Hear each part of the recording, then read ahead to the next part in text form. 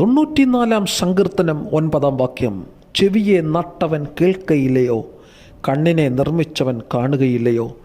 ഈ ഭൂമിയിലെല്ലാം കാണുകയും കേൾക്കുകയും ചെയ്യുന്നത് ആരുമില്ല എന്ന് മനസ്സിലാക്കണം. ഈ ഭൂമിയിലെല്ലാം കാണുകയും കേൾക്കുകയും ചെയ്യുന്ന ഒരാൾ പോലുമില്ല. എന്നാൽ എല്ലാം കാണുകയും എല്ലാം കേൾക്കുകയും ചെയ്യുന്നത് നാം ആരാധിക്കുന്ന നമ്മുടെ കർത്താവാണ്.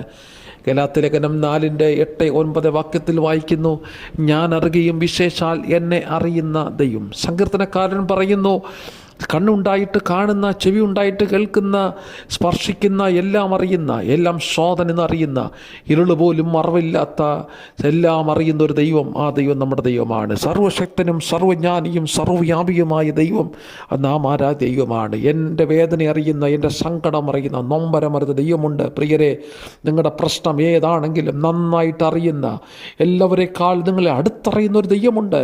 ആ ദൈവത്തിൽ ആശ്രയിക്കാം. ദൈവമെല്ലാം കാണുന്നു, കേൾക്കുന്നു.